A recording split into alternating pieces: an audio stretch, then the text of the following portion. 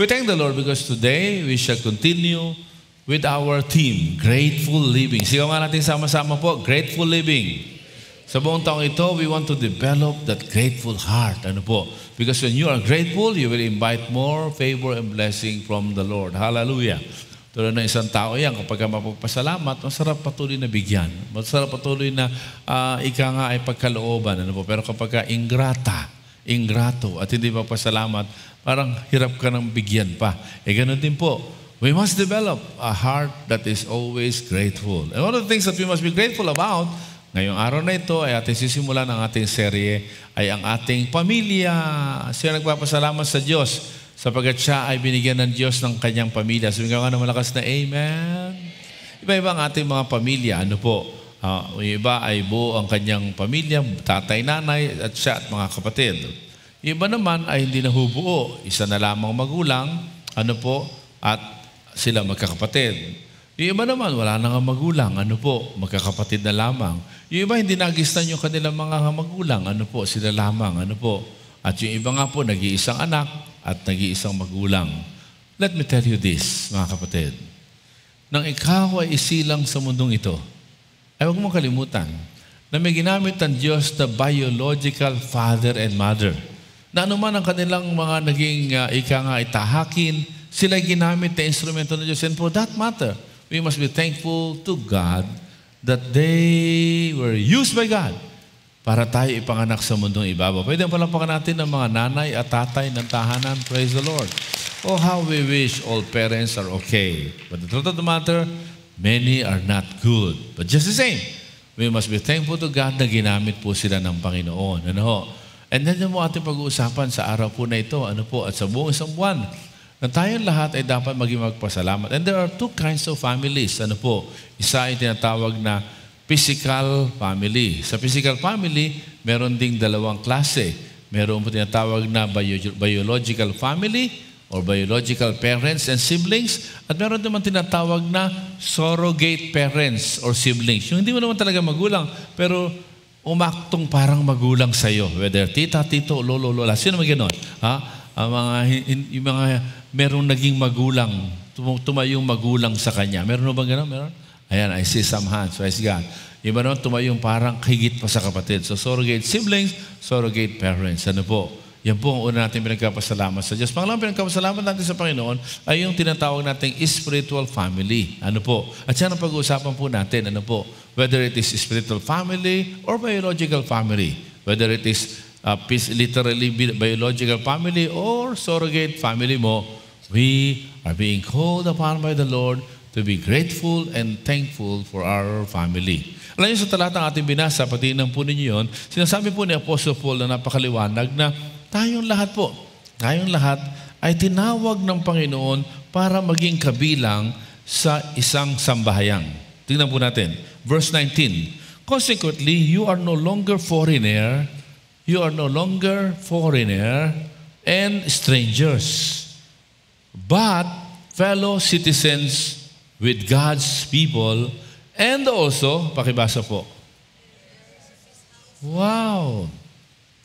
The Apostle Paul is writing to the believers in Ephesians. There are two group of believers. Number one, yung mga Hudyo na nanampalataya sa Panginoong Jesucristo, at yung mga hindi Hudyo, hindi taga-Israel, non-Jews at tawag ay Gentiles. Both of them sinasabihan ni Apostle Paul, dati tayo kaaway ng Panginoon. Dati tayo hiwalay sa Panginoon. Pero dahilan kay Jesucristo, tayo ay tinawag. Hindi na tayo foreigner. Hindi na tayo stranger. But fellow citizens with God's people. Meaning, sinasabi ng Apostle Paul dito na kahit hindi ka Israelita, kung nanalig ka kay Jesus at ikay naging mananampalataya, ikaw ang totoong kabilang sa people of God. Ikaw ang totoong Israelita. Hallelujah! Praise God! Ibig sabihin, in the Old Testament, the Israelites were given favor. Kaya po, ang yayabang ng mga Hudyo. Nakalimutan nila na sa kanilang ninuno, sinabi kay Abraham, I will bless you, and through you, I will bless all the rest of the nation. So hindi lang ang bayang Israel ang bless. Lahat ay bless. At ang pinakadahilan ng blessing ay wala iba kundi si Jesucristo ating Panginoon na nagkatawan tao, nag-alay ng buhay sa krus, namatay, inilibing, at nabuhay na magmuli. At ngayon aalalahanin natin ang Lord's Supper na kanyang ginawang pagkapagkasakit. What I'm saying is this, mga kapatid, whether you are Jew or Israelites or non-Israelites like us Filipino, we are the real Israelites because of Jesus Christ. Hallelujah. Tayo ang totoong bayan ng Panginoon. No longer the political Israel. No longer the political Israel in the East, in the Middle East. But everyone who puts his hope and her hope in Christ becomes an Israelite. Can you hear that? Amen? No longer foreigner, no longer stranger, but fellow citizen of God's people. Fellow Israelites. Sino ang totoong Israelites? Magsabi ng malakas na amen. At ito matindi. We are not just fellow Israelites, but sasabi diyan, we become members of His household. Hallelujah. Mga kapatid, mga minamahal, may the Lord speak to us. Sasabi ng Apostle Paul na whether Jew or non-Jew, we were all separated from God. But because of Christ, we became member of God's people, the Israelites. Because of Christ, we become members of His household. It is of no wonder. Si Apostle John, nilinaw po niya yan, sa 1 John chapter 3. Sabi 1 John chapter 3 verse 1. See what great love, sabi niyan, the Father has lavished on us that we should be called, children. And that is what we are. What are we? Parang konti lang What are we? Because of Jesus. The reason the world does not know us is that it did not know Him. And look at John chapter 1 verse 12. Ang lahat ng nanalig at ang lahat ng tumanggap ay binigyan ng karapatang maging mga anak ng Panginoon. Hallelujah. Kaya nang tayo po ay hindi lamang maniwala kay Jesus Christ, kundi tanggapin siya sa ating puso na siyang nabuhay na magmuli mula sa mga patay matapos na mag-ayon ng buhay sa krus ng Kalbaryo, kumatok sa puso mo at pinagbuksan mo siya, ikaw ay nagiging anak ng Diyos. At dahil anak ka ng Diyos, ikaw ang bagong Israelita. At dahil anak ka ng Panginoon, ikaw ay kabilang sa kanyang pamilya. Wala bang palakpak sa Panginoon? Tapos ganyan lang ang ganyan. Alam mo, kung ikaw ay ampunin ng isang pamilyang milyonaryo, ganyan kaya palakpak mo? Kung kayo ampunin ng isang pamilyang napakamakapangyarihan at sikat na sikat, ganyan kaya palakpak mo? Paano palakpak? May sigaw pa siguro. Praise God. We are all adopted into God's forever family. Hallelujah. And what are the benefits that we should be thankful about our family? Ano po ang mga benepisyo na tayo napabilang sa pamilya ng Panginoon? Both in the spiritual family and the biological family. First is the blessing of relationships. Everybody say relationships. Ang sabi po ng verse 17, He came and preached peace. To you who were far away. Ang galing yan. Nag-preach siya ng kapayapaan sa atin ng mga malalayo. Kapayapaan sa mga malalapit. Sino yung malalayo at sino yung malalapit? Yung malalayo, ito yung mga non-Jews. Yung mga malalapit, ito yung mga Hudyo. Kaya sabi ni Apostle Paul sa Romans chapter 9 verse 1 to 3, sobra kalungkutan ko.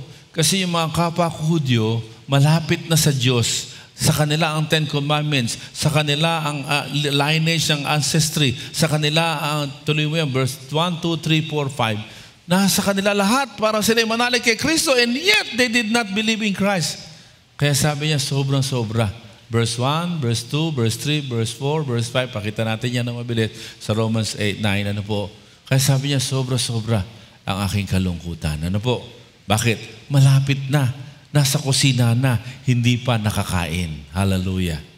So sinasabi ng Apostle Paul, yung mga Gentiles at yung mga Hudyo, parehong pinigyan ni Jesus ng pangaral ng kapayapaan ng mapabilang sa pamilya ng Panginoon. Because both the Gentiles and the Jews who did not believe in Christ, ano po, ay tinuturing na kaaway. When you read chapter 2, verses 1 to 10, 11, 12, ano po, tayo'y dating kaaway ng Diyos. Pero dahil kay Kristo, binigyan tayo ng kapayapaan. Hallelujah, praise the Lord. Ano ibig sabihin? The Lord bridge relationship. Hallelujah. Hindi na po war, relationship. Sigaw nga ho natin lahat, relationship. Mga kapatid, mga minamahal, may the Lord speak to us. Kaya ang sabi po ng 1 John chapter 1 verse 3, di ba? Napakaganda po niyan. Ano po? We proclaim to you what we have seen and heard. Ano po? So that you may have fellowship. Kangina raw po. Fellowship with whom? With us, kapwa believer. And our fellowship is with the Father and with His Son, Jesus Christ. Meaning, when the Lord gave us peace, ano po? When you accept the Lord Jesus Christ because of Him, hindi ka na tinuturing na kaaway ng Diyos. Ikaw ay meron ng ay banner of peace. Dahil yan, nagkaroon ka ng relasyon. At ang relasyon yan, dalawa. Vertical at saka horizontal. Naugnay tayo sa Diyos dahil kay Kristo.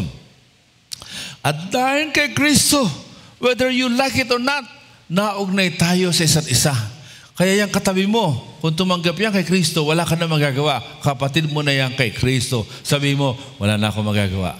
Kapatid na kita, tumanggap ka na ba talaga? Tumanggap ka na ba talaga sa Panginoon? Para rin yan sa biological family. Nang isilang ka sa mundong ito, di ba?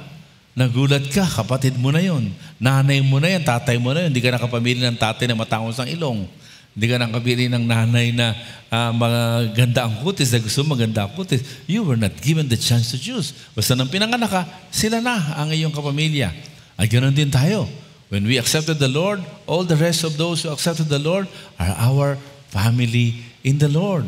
Our household. Hallelujah. So the blessing of relationship. Mga kapatid, mga minamahal, sinasabi nga ng marami, di ba?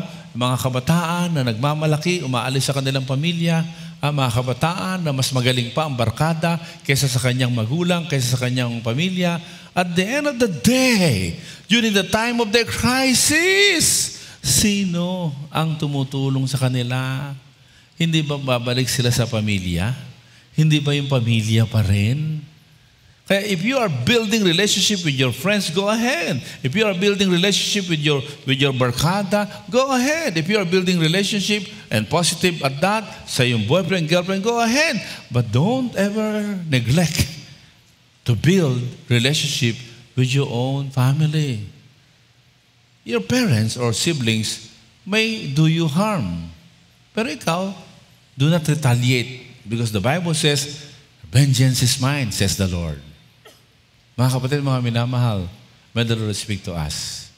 The Lord has blessed us with the blessing of relationship in the family. And therefore, we must build relationship. Kaya mag-asawa, ano po, hindi lang tayo nagkasya sa ating po My Beloved Seminar. Every month, sa 10 buwan, 10-hour course ay pagkakaloob namin sa buwan-buwan, every third Monday of the month. Ay meron po tayong marriage enrichment class. Tapos merong 1-hour dinner fellowship. May mga singer tayo nakakanta. Isn't that wonderful? Ang mga mag-asawa ay magkakaroon hindi lang seminar tuwing February. Ay meron talagang schooling to become a better husband, to become a better wife. Sino gusto niya? Pumalakpakan ng malakas? Praise the Lord. Sapagkat pag maganda relasyon ng mag-asawa, gaganda ang relasyon ng mga anak at ng magulang at ng anak. Mga anak, hindi naman natin inaalis na kailangan nyo ang kaibigan outside the family. But do not forget na kung hindi mo mabibuild na relationship sa iyong pamilya or i-give up mo ang iyong pamilya, lalo na yung kaibigan mo na yan. Pag wala nang nakukuha sa iyo, iiwanan ka na rin yan. Pag wala nang napapakinaman sa iyo, iiwanan ka na yan sa mga pamuntalang pamilya mo. Whatever happens, they are your family. Sino ang nagpapasalamat sa regalo ng pamilya? Sumigaw ka ng malakas na amen. One of the things that we are thankful about is the relationship. We can nurture our relationship with our father. We can nurture our relationship with our mother. We can nurture our relationship with our siblings. Hallelujah. It may not be perfect. Kami mag-asawa, every time we give talk, like last night, we gave a talk in Cavite, we always tell people that we don't have perfect marriage, but we continue to build our relationship. We don't have perfect family, but we try to nurture relationship in the family. Kaya nga tayo may smart family. Pakita nga natin, di ba, yung smart family, every Sunday night, punta kayo sa FB, page ng Hope of Glory, may continue yung sermon. At pwede niyong balikan together, kayong pamilya.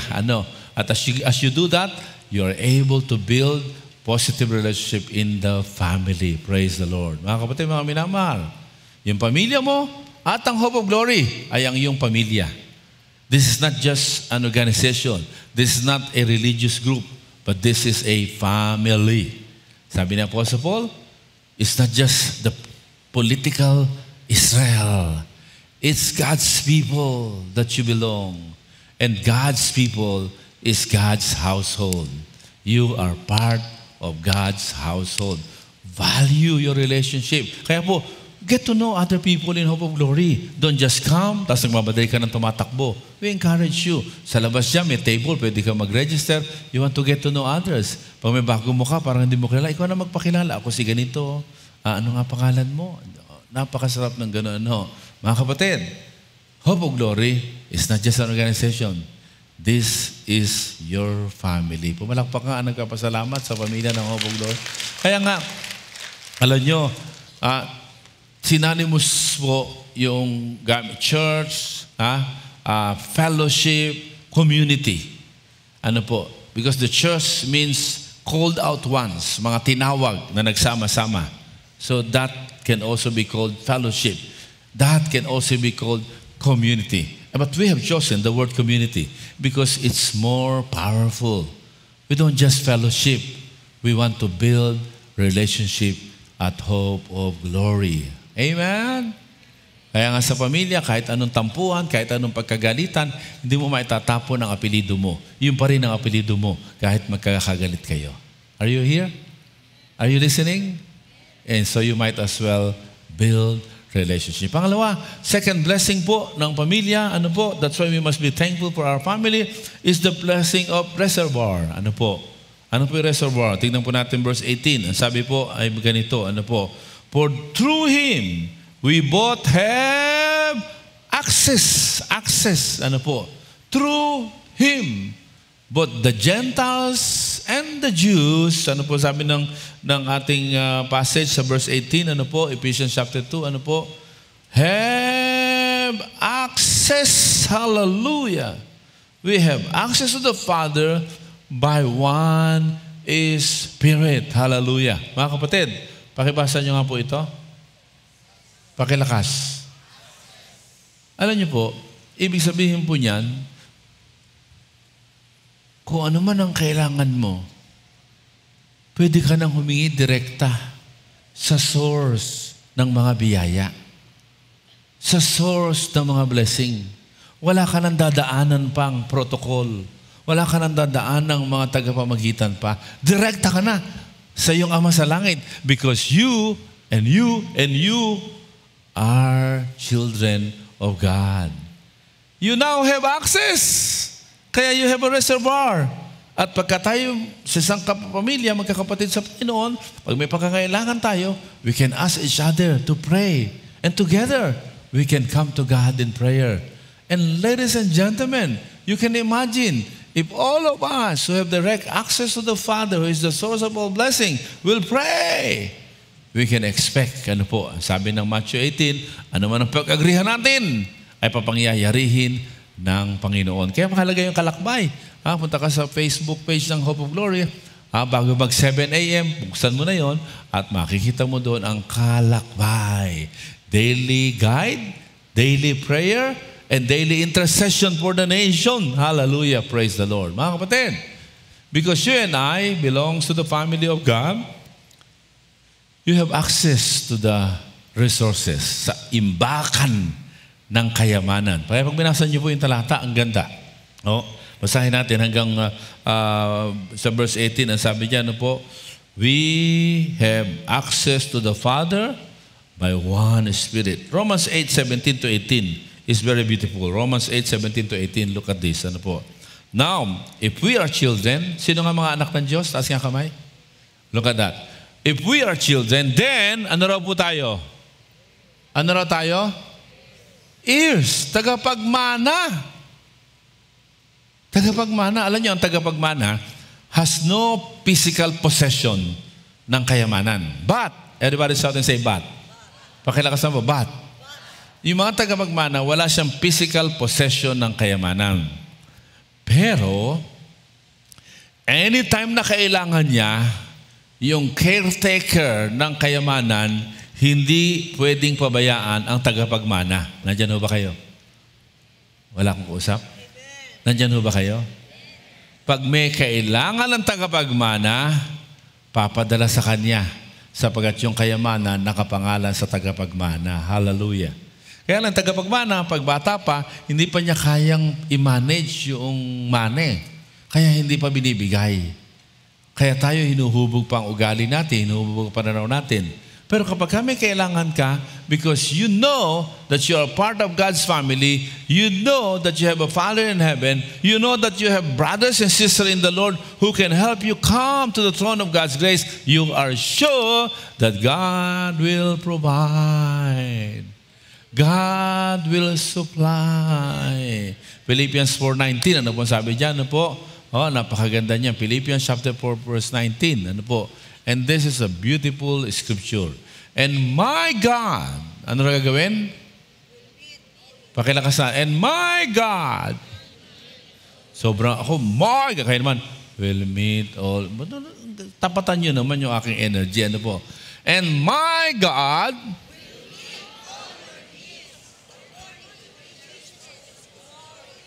is not only the promise of meeting our need, but it is according to the reservoir of God's riches in His glory. And this is available to the family of God. Hallelujah. Kaya powerful yung panalanginan. Powerful. Ano po? So that we can tap the resources of our living God. At ang sabi po ng verse 18, I consider that our present sufferings are not worth comparing with the glory that will be revealed. Kung may dumadaan sa paghihirap, ito'y chicken feed lang kumpara sa kayamanang available sa akin. Hallelujah. At napakaganda po mga kapatid, mga minamahal na maunawaan po natin ito. Ano man ang pangangailangan natin sa buhay, ano man ang problema natin, don't ever forget, ikaw at ako ay tagapagmana. We may not have physical possession, but those resources are available if you invoke your right as God's children. Hallelujah. If you take seriously your role, your calling as God's children. Kaya, aalamin mo kung ano ang mga pangako ng Panginoon sa iyo. At alam mo kung ano i-withdraw mo sa bangko ng Panginoon. Sapagat sa mga bangkong yon, naroon ang pangalan mo. At pwede kang mag-withdraw anytime. Hallelujah. Sabi ko, anytime. Hallelujah. Sabi ko, anytime. And you can even ask the brothers and sisters to help you come to the Father. Hallelujah. Mga kapatid, you are not only saved from eternal damnation in hell, but you are given access to the Father. You are given access to the resources. Hallelujah. And for this, we are grateful. Pangatlo at panghuli, we must be thankful for our family. Not just because of blessing of relationship, blessing of reservoir, because of the same access we have. And bago pa tayo humingi, ang sabi ng Biblia, alam na ng Diyos. Kaya humingi ka at ikaw bibigyan. Kumatok ka at ikaw pagbubuksan. Maghanap ka at ikaw makakaso po. What a promise. At pangatlo at panghuli, ano po ang sabi? Ay dahil sa iyong relasyon sa Panginoon, because you belong to God's forever family, nako, ikaw ay matatag. Ano po? Ikaw ay stable. And to keep everything in letter R, we can say reliable. We thank God because we belong to the family of God and are blessed with reliability. Verses 20, 21, and 22 speaks of the cornerstone. It speaks of the foundation. It speaks of the building. Ano po? Ang sinasabi, built on the foundations. Ano po? Tapos dyan, pirang whole building joined together. What is the verse saying? Well, ibig sabihin mga kapatid, because you are not journeying alone, matatag ka sa mga atake ng demonyo. Nandyan ho ba kayo? Nandyan ho ba kayo?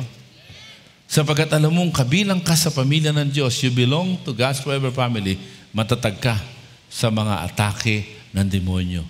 Hindi ka basta-basta mabubukal. Kaya nagpapasalamat tayo.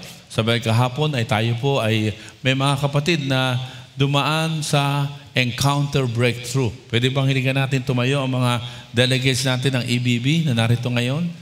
Pwede ba? Wow, praise God. Wow, pwede ang malakas na palakpak. Wow, praise the Lord. Welcome, welcome. Wow, glory to God. Ayan, praise the Lord. Ayun, nasa likod to iba. Thank you so much. Mamaya pag-pray po namin kayo. Thank you so much. You may now be seated. Some of them attended our other service and we would like to formally welcome them. They still have one or two sessions this morning. But what I'm saying is this. Because you belong to God's forever family, you need not journey alone. Huwag mo sarilinin ang pinagdadaanan mo. Ano po? Kailangan. Sabi ng Galatians chapter 6 verse 2, ano po? Ang sabi diyan, carry each other's burden. Magtutulungan tayo. Magtutulungan. Hindi ka lang hihingi ng tulong. Tutulong ka rin. Yung iba gusto lang humihingi. Tutulong ka rin. Kaya reliable. At ang pundasyon natin, sabi ng ating passage, si Jesus, siya ang cornerstone. Kaya ma-stumble ka man sa kapatid mo, hindi ka hihinto. Kasi hindi naman siya cornerstone . Ang cornerstone natin ay wala iba kundi si Jesu Cristo. Sino dito ang cornerstone niya? Ang Panginoong Jesus. Can I hear amen? Kaya ma-stumble ka man sa katabi mo, tuloy pa rin. Tuloy pa rin. Sapagkat ang sabi ng Hebrew chapter 12 verse 2, keep looking to Jesus, the pioneer and the perfecter of our faith. Hallelujah. Praise the Lord. Kaya mga kapatid, the third blessing of family is the blessing of stability or reliability. You become reliable. You become stronger. Hallelujah. Because of the family. Kaya po, mga kabataan, huwag mo sinasarili pag dumadaan ka sa problema. I-open up po. Ano po? Ako'y nagpapasalamat. My youngest son one time asked us, can we talk to you? Can I talk to you? At nagulat kami mag-asawa, sure, of course. And we sat down together. And we were so blessed that my son, youngest son, opened up his heart and what he was going through. And that was a wonderful time together. Kapatid, kaibigan, napakahalaga na kung meron kang pagbubuksan, yung sarili mong pamilya. At syempre, yung pamilya mo sa Hope of Glory. Hope of Glory is not just a church organization. It is a living organism. That's why we always say, when you become part of Hope of Glory, you are not part of a perfect church. You are part of a family. And we are journeying together. Sabi nga natin, journeying together. Kaya wag ka lang magsisimba, tapos uuwi, magsisimba, uuwi. Importante, you journey with your family. And this is your spiritual family. Mga kapatid, mga minamahal, sabi po ng 1 Corinthians 15, 57, dahil si Jesus na ating alalahanin ngayon ay nabuhay na magmuli, sa kanyang tagumpay. Ano po ang sabi? But thanks be to God, He gives us the victory through our Lord Jesus Christ. At ano ang sabi ng verse 58? Therefore, my dear brothers and sisters, look at that. The Apostle Paul intentionally called them brothers and sisters to emphasize the family-ness. Ano po? At ano sabi? Stand firm. Let nothing move you. At paano tayo tatatag? Always give yourself fully to the work of the Lord because you know that your labor in the Lord is not in vain. Mga kapatid, mga minamahal, give yourself fully. Give yourself fully. You become part of this church. You become part of this brethren. Give yourself fully. I-engage mo yung buhay mo. I-engage mo yung sarili mo. Huwag ka lang sumasawsaw. Makibahagi, makilahok, makilakbay. Sigaw nga natin lahat, makilakbay. Makilakasama, makilakbay.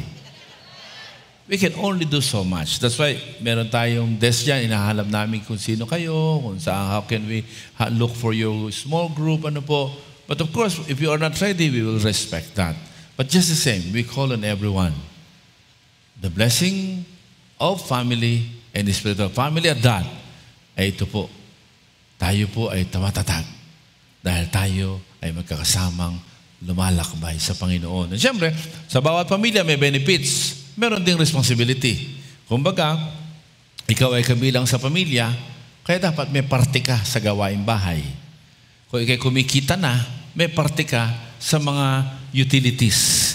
Mga kabataan, kung may sweldo ka na, makibahagi ka naman sa pagbayad ng kuryente. Amen ba mga magulang? Alam niyo, ang asawa ko lagi sinasabi sa mga anak ko, mga anak, ilang ilaw yung bukas. Patayin ninyo. Naku, lakas ng kuryente. Mahal. Ito na naman, may ilaw. Yeah. Ngayon, ang asawa ko, mahilig siya sa maliwanag. Nakakita kami ng ilaw na yung isang ilaw, meron limang bumbilya. LED naman. Kaya yun ang gusto niya ngayon, pinapalit niya doon sa amin dining. Kaya, ngayon yung mga anak ko, tumutulong na sa pagbabayad ng kuryente. Kaya baligtad na. Mama, 5 bumbilya niyan. 1,000, 2,000, 3,000, 4,000 yan. Kaya siya na ngayon ang pinagsasabihan. Bakit? Burden bearer na sila Naramdaman na nila na pag hindi nagtipid, lumalaki share nila. Kaya burden bearer, hindi pwedeng walang pakialam if you belong to your family. Are you rejoicing because you have a family? Makibalikat ka naman. Anyway, thank God. Sapagkat dito sa Hope of Glory, bawat isa ay nakikibalikat. Especially itong ating project na CTFP. Pakita nga natin, dati talagang nagsimula. Yan po ang ating pangarap. Tuloy-tuloy lang yung picture. Ano po? Yan.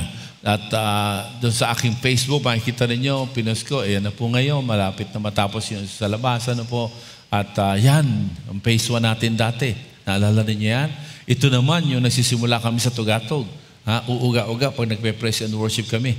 Mabuti ngayon, ganyan na itsura, nilagyan na ng semento sa harapan. Pero dati, puro kahoy lang. Ano po? Tuloy lang ang picture.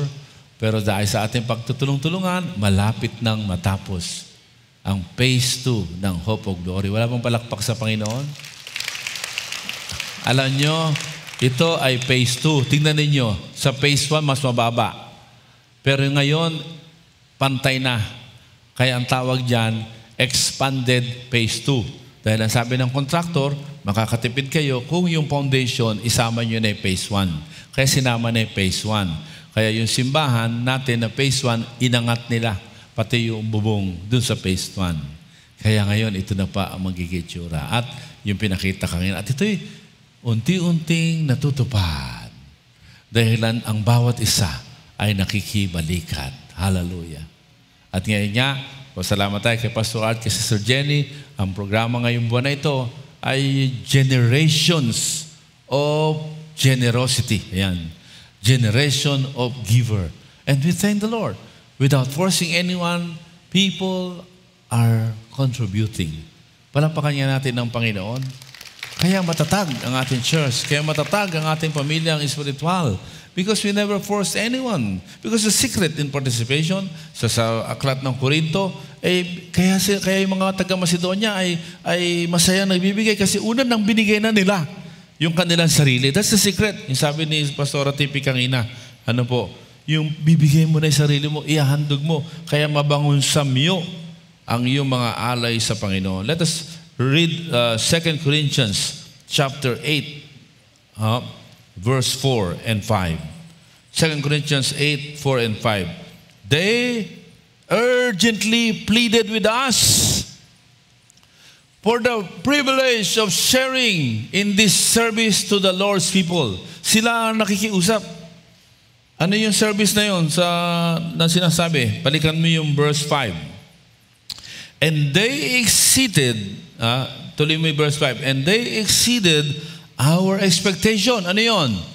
They gave themselves first of all to the Lord, and then by the will of God also to us. Talagang binigay nila ang sarili nila sa Diyos. At kila Apostle Paul, nakibahagi sila sa takbuhin ng ministeryo ni Apostle Paul. Don't just come to Hope of Glory and just become spectator. We invite you to take part and journey with us. At pag binalikan mo yung verse 2, ano po? Verse 2 up to verse 3. Ito yung kanilang pinakiusap na bayaan sila makibahagi. Ano po namin yan? In the midst of a severe trial, their overflowing joy and their extreme poverty So nagkaroon sila ng extreme poverty, nagkaroon sila ng trial. Ano po? Ay bumalong, welled up in rich generosity. Hindi naapektuhan yung kanilang pagiging bukas palad. And verse 3, let us look at verse 3. Ang sabi po, for I testified that they gave as much as they were able, and even beyond their ability, entirely on their own. Not forced, but entirely on their own. Because they gave themselves first to God.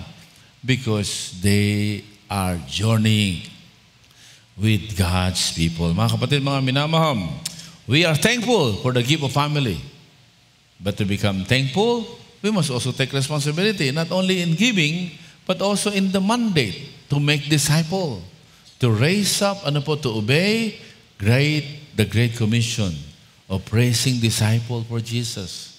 Tayo makagawa ng mga alagad by reaching out the non-believer, by ushering the believer in the Lord, by nurturing the new believer and bring them to EBB, and by discipling everyone. Mga kapatid, mga minamahal, Hope of Glory is our spiritual family.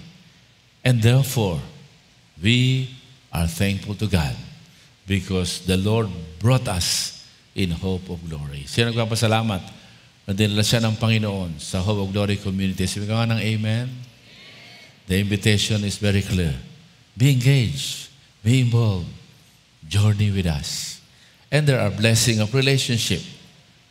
There are blessing of reservoir or unlimited resources ng kayamanan ng Diyos na available sa atin. At pangatlo at panghuli ay yung pong reliability. We become strong because Christ Himself is the foundation of our lives. Noong gabing ang Panginoon ay pinagkanulo, ay dumampot siya ng tinapay. Matapos ang pasalamat ay pinagpirapira sa mga ito at kanyang sinabi, ito ang aking katawan